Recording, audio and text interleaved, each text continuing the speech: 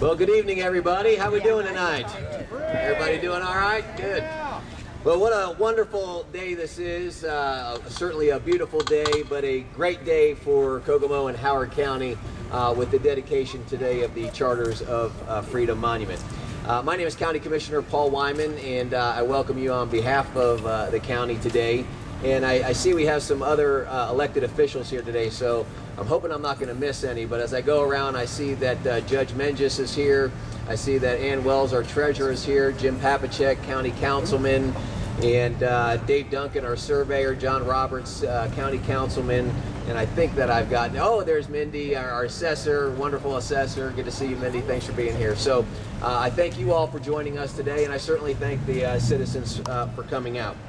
Before we get into the remarks and the actual dedication, there are a few thank yous that we would like to make today, because as you can imagine, a project like this just doesn't happen on its own. And so the first group I want to thank is our Courthouse Security Committee. They work with us on the location and how this would be set up. Believe it or not, there's a bunch of secure measures all around this courthouse, and it was important how we did that. I also want to thank our county legal department for their work on the documents for the dedication. Howard County Maintenance Department, they were out here with a lot of sweat and tears and labor putting this thing together for us, and we appreciate it. Scott Bridge from Bridge Landscaping, all the beautiful paving and rocks and everything you see leading up to the monument. Scott Bridge and his folks did that. John Russell, what an incredible guy you are, John, and you're just a master at what you do with all the concrete and the limestone and all the stuff around here. So thanks, John, for your contribution. Jones Concrete, who poured all the concrete for us, and Sound of Music for giving us this wonderful system today to do, and the Greater Kokomo Economic Development Downtown Association for their support in helping us with this downtown project. So would you give them all a big hand for me, please? We'd appreciate that.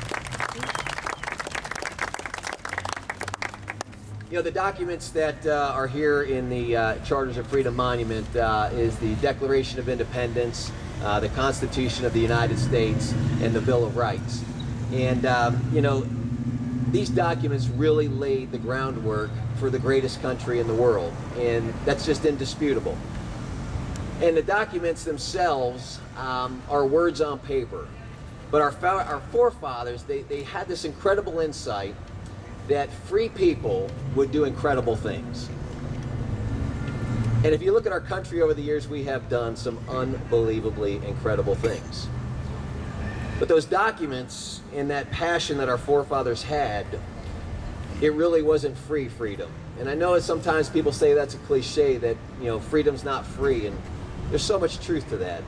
And today we're joined with some great veterans in our community here, and I know some of you out there are veterans as well, and there are so many people that have put themselves in harm's way to make sure that what's in these documents, what our country was founded on, they put themselves out there to say, I will pay the ultimate sacrifice to defend them and to make sure that the United States of America remains free and the greatest country in the world.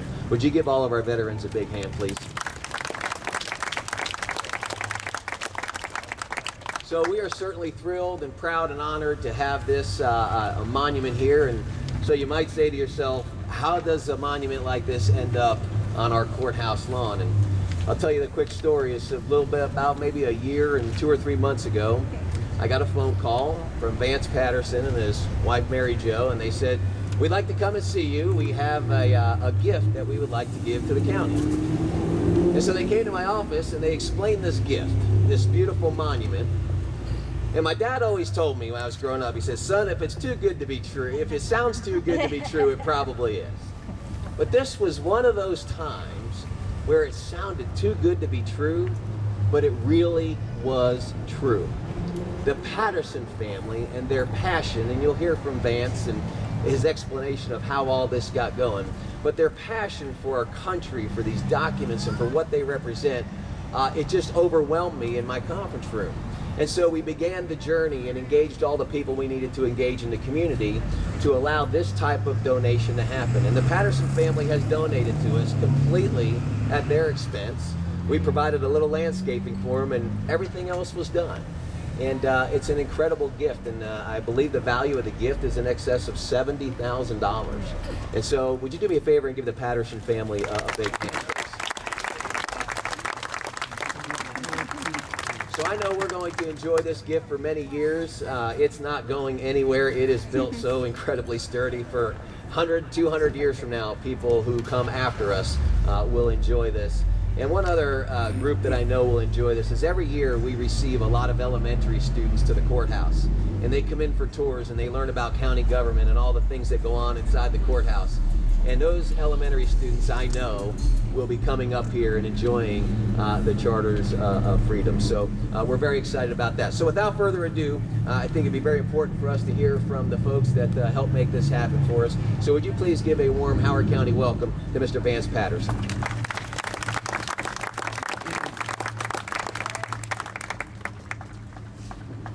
Nice introduction, thank you.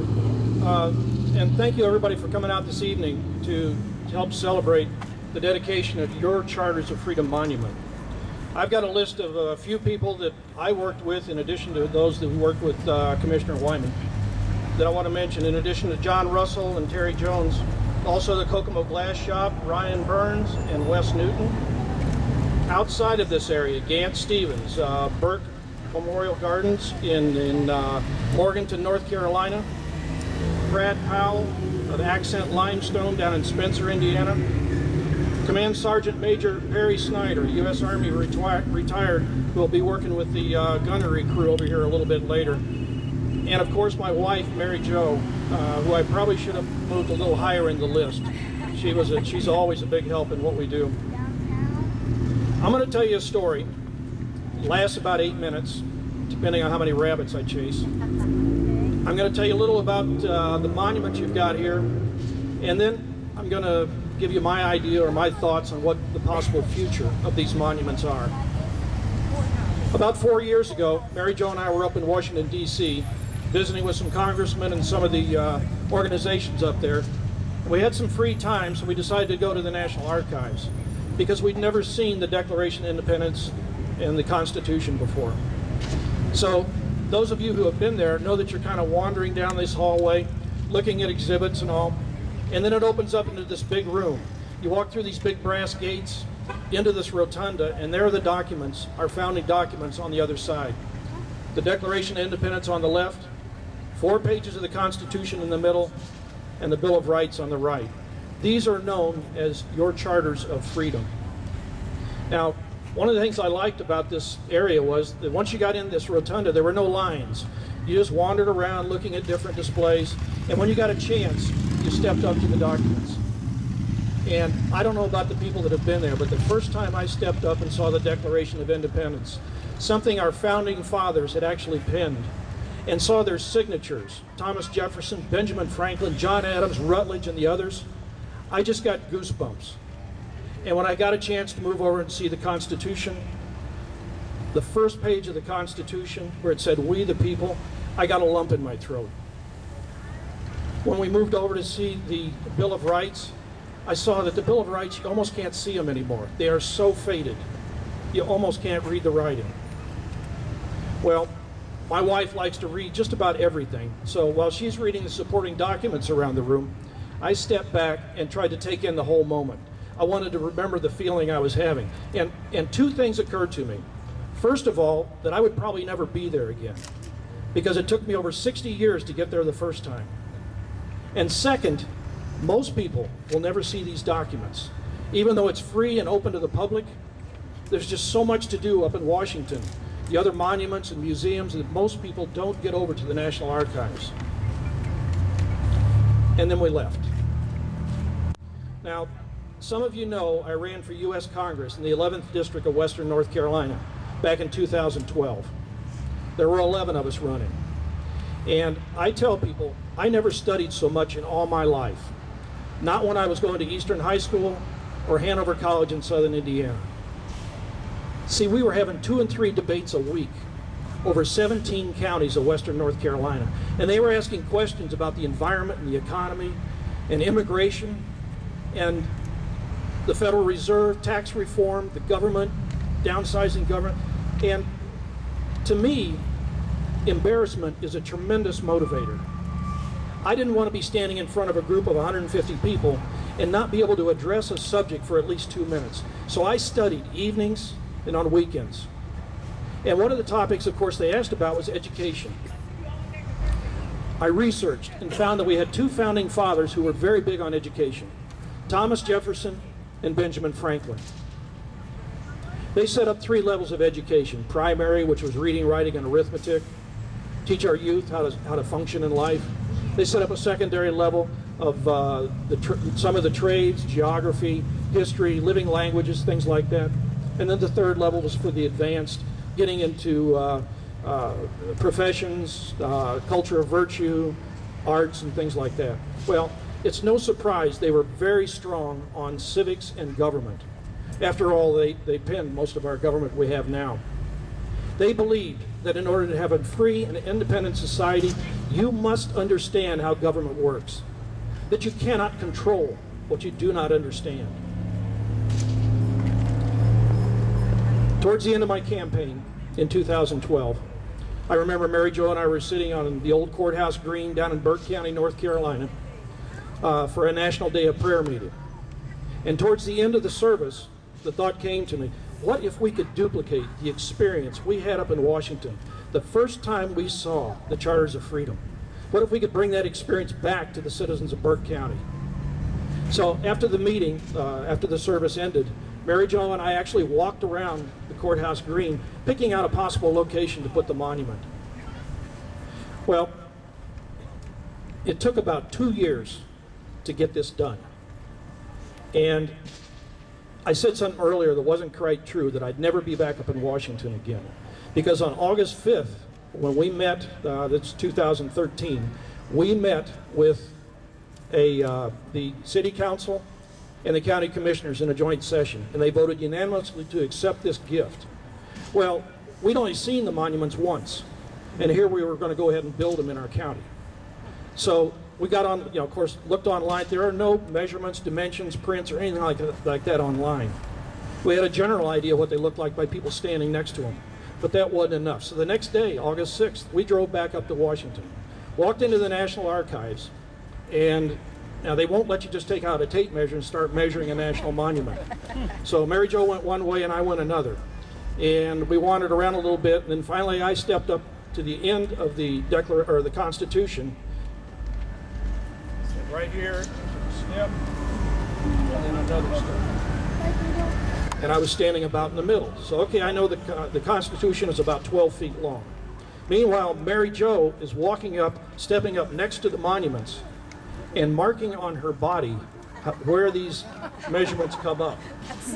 So we get that, and then we leave before anybody starts asking us questions, because we did not want to talk to anybody. So we went back to our hotel room, took the measurements and everything, and that's how this is designed. So it may not be exactly what's up in Washington. Keep in mind, it's based on 2 paces of a short guy and about 3 marks on my wife's body. We have our ways.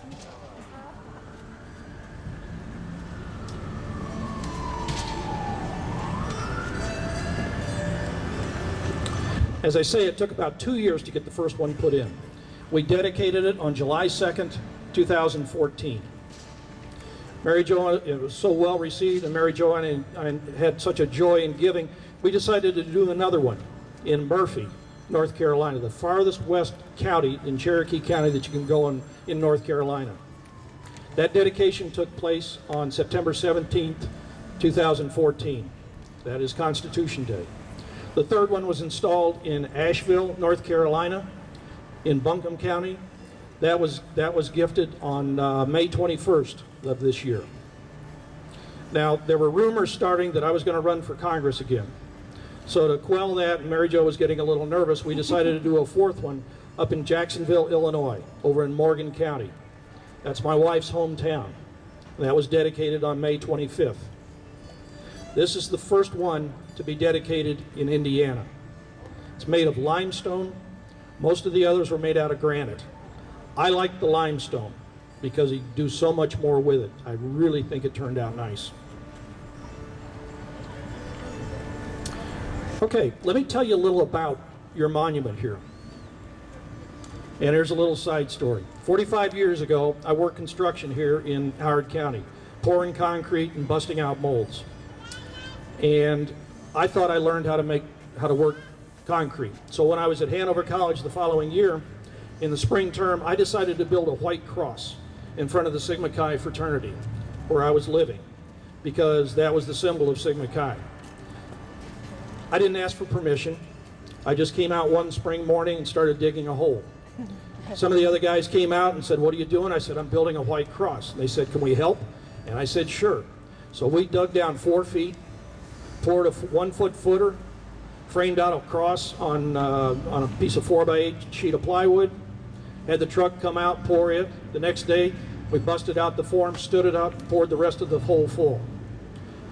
That cross is still standing today, after a number of bumpers have been torn off, chains broken, ropes broken, and it's been painted every color in the world. The one I liked most was when they painted it green and put eyes on it to make it look like Gumby. What I learned was, if you want a monument to last, you put more underground than above ground. Your monument here has a foundation that goes down over 3 feet, poured solid, reinforced poured concrete. It comes up into a core, also poured solid, reinforced concrete. Around that core is 3.5 inches of limestone. The documents are life-size, replicas of the ones up in Washington. Each one is on 1/4-inch etched bronze, weighing over 60 pounds. The glass is 3/4 inches of laminated glass. We've had it installed over a year down in Burke County and had no problems with it at all. The medallion on the front was commissioned, designed by some artists that I commissioned. The eagle stands for the Declaration of Independence. Proud, bold, defiant. There's 7 stars above the eagle, which represent the 7 articles of our Constitution. And the 10 stars under the eagle represent the first 10 amendments or our Bill of Rights. There are 2 raised plaques on the Constitution. These are so that students, children, can come down and do rubbings. Put a piece of paper on there with a crayon or a pencil. They can do a rubbing, have their teacher sign it, they take it home. They can show that to their grandchildren when their grandchildren come down to do that rubbing.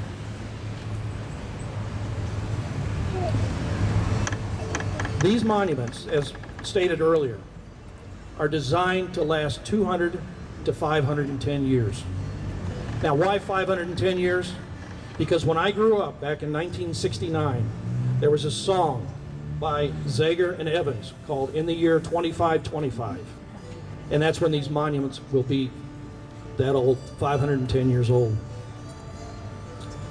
Now, people ask us why we're doing this. And I tell them, yes, they're very expensive, but they're more important than money.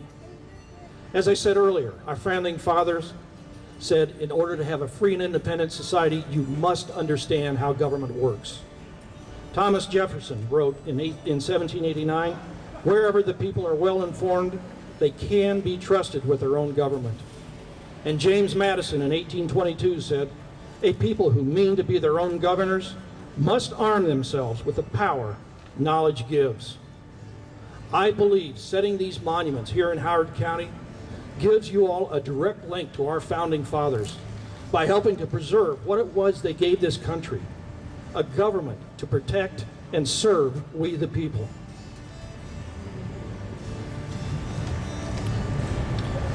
This is an education project.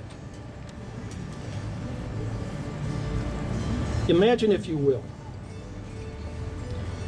teachers bringing their child, their 3rd and 4th grade classes down here for a field trip to learn about the founding documents and also about our founding fathers. And while they're down here, they can learn about state and local history.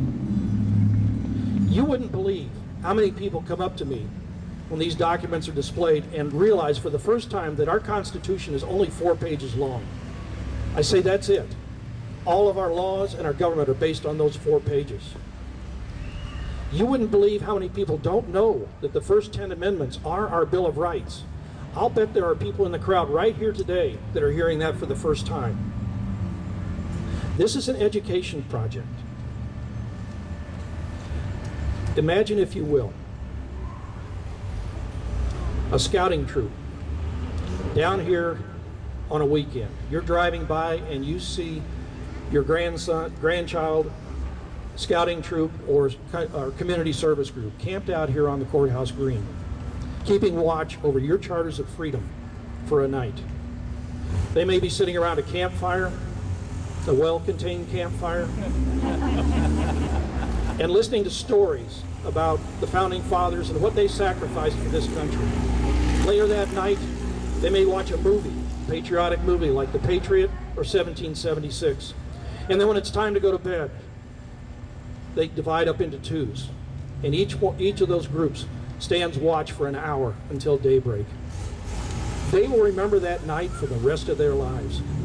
And should they ever be called on to defend this country or the government against attack, foreign or domestic, they will have that heritage and know that for which they stand.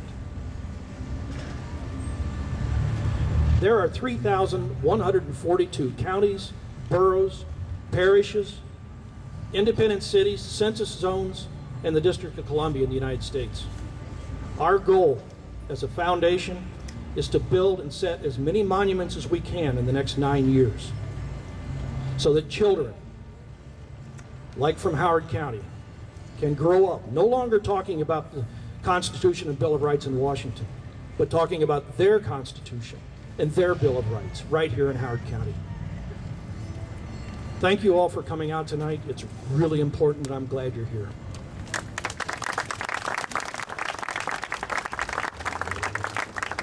And now, will Commissioner Wyman please come forward? And my wife, Mary Jo. It is our joy at this time to present you all with a certificate of title for this Charters of Freedom Monument, for you to take care of, for you to make use of, and make sure everybody in the county does the same.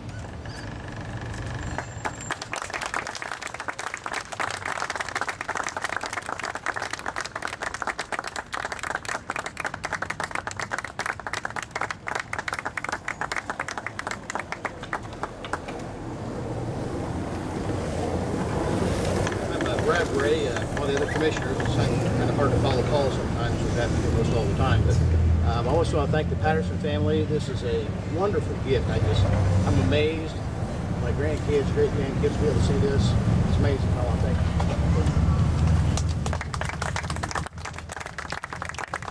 Commissioner Tyler Moore could not be here with us this evening. Him and his family are enjoying some much-needed R&R this week on a great family vacation, so he wanted to pass along his thanks as well to the Pattersons. And lastly, I want to say thank you. Vance, you and Mary Jo have been fabulous to work with. Every time you said you'd do something, you did it. It was on time. It was fantastic. And this gift just means so much to our community, and no doubt for hundreds of years we'll get great use of it. So thank you very much. Let's give the Pattersons one more hand, please. All right, we got two more things to do right here real quickly. One's a cannon salute, which is the last thing. But first of all, I want to tell you about the time capsule. In the back of the center monument here is a vault. In that vault will go a time capsule, and in the time capsule will be letters, one from county commissioners, one from the education department here in Howard County, one from the sheriff's department, hopefully one from the veterans group. Historic Society in Greentown, Indiana will put one in where I grew up and went to school out at Eastern High School. And there'll be a letter in there also for myself. I do ask people, do not say anything silly in these letters because I do not read them before they're opened. They will be opened on September 17th, 2087. The 300th anniversary of our Constitution. Now I'm giving the combination of the safe to Commissioner Wyman, so if you're here and they can't find it, you know who had it last. All right, I wanted to do a cannon salute, and so I did a little history on it. Found that the first cannon salutes dated back to the 1400s. A ship pulling into port would turn its guns to the sea and discharge. Anytime you discharge a gun on a ship, you've rendered it useless. This showed that they meant no aggression, and they also saluted the port. The port would then respond, three in kind. Since they had more powder and more cannon, they would respond with 21 guns. That's where you get your 21 gun salute. Well, I knew I didn't want to do a 21 gun salute, So I remember being of Scottish heritage. I remember there was an old howitzer sitting up on the Edinburgh Fort in Edinburgh, Scotland.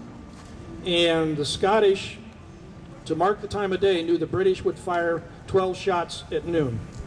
Well, so the ship's captains and the merchants could set their clocks. Well, being Scottish, they reasoned, why shoot 12 at noon when we could wait 1 hour and save 11 rounds? So every day at 1 o'clock, that howitzer goes off. So I knew my number was somewhere between 1 and 21. And I decided on 7, from tradition, and also because there are 7 articles to our Constitution. We will fire 1 round for each article. Are they ready over there? Article 1 defines the legislative branch, composed of the House of Representatives and the Senate. It describes their powers and workings.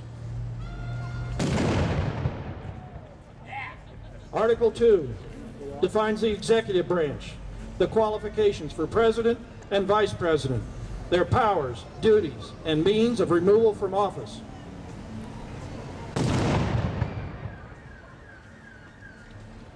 Article 3 sets up the judicial branch, the Supreme Court, and the court system. It protects the right of trial by jury and defines treason.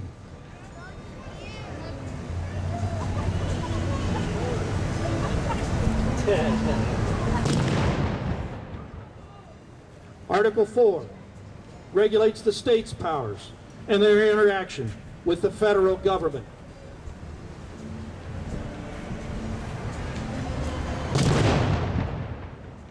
Article 5 outlines the process of amending the United States Constitution. Article 6 sets the status of the United States Constitution as the supreme law of the land, to which all leaders, the executive, legislative, and judicial, must be loyal.